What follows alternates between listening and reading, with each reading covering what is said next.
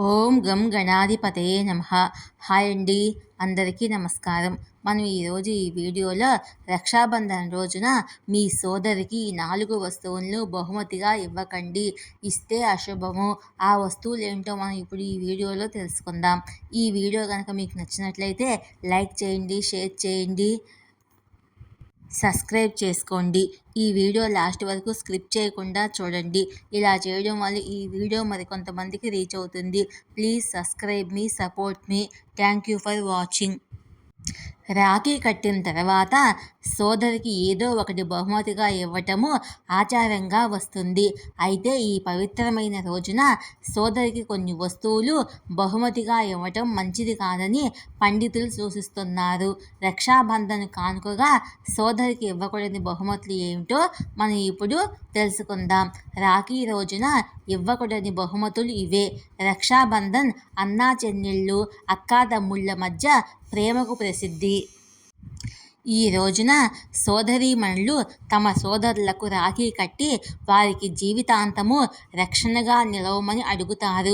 అలాగే సోదరులు కూడా తమ సోదరీమణులను ఆదుకుంటామని హామీ ఇస్తారు. ఈ పండుగను దేశవ్యాప్తంగా ఎంతో ఉత్సాహంగా జరుపుకుంటారు. రక్షాబంధన్ సోమవారము అనేక శుభ కార్యక్రమాలతో వచ్చింది. హిందూ క్యాలెండర్ ప్రకారము శ్రావణ మాసంలో వచ్చే పౌర్ణమి రోజున ప్రతి సంవత్సరము రక్షాబంధన్ జరుపుకుంటారు. ఈ రోజు కూడా రాఖీ కట్టడానికి శ్రేయస్కరం కానీ భద్రాకాలమే అవుతుంది. దీన్ని నివారించేందుకు ఆగస్టు 19వ తేదీన మధ్యాహ్నము 1:32 నుంచి సాయంత్రము 6:25 వరకు రాఖీ కట్టేందుకు అనువైన సమయము.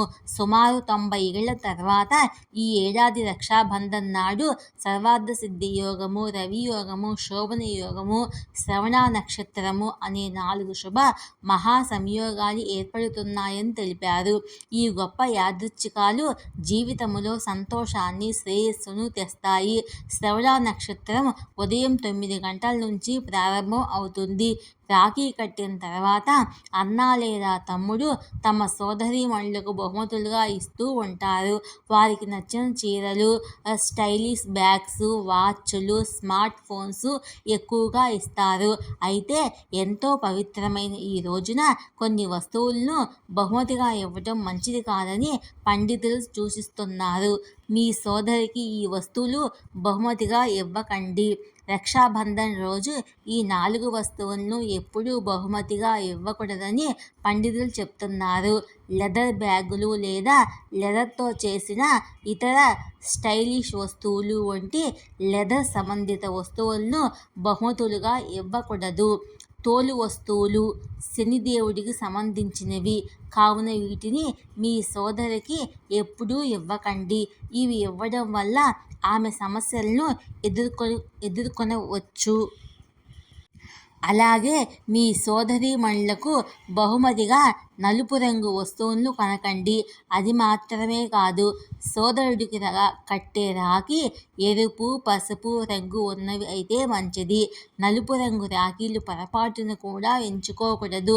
నలుపు రంగు ఎవరి జీవితంలోనైనా ప్రతికూలతను తెస్తుంది. అందుకే నలుపు రంగు వస్తువులు కూడా బహుమతిగా ఇవ్వటము అశుభము. 3వది, బూట్లు, చెప్పులు బహుమతిగా ఇవ్వద్దు.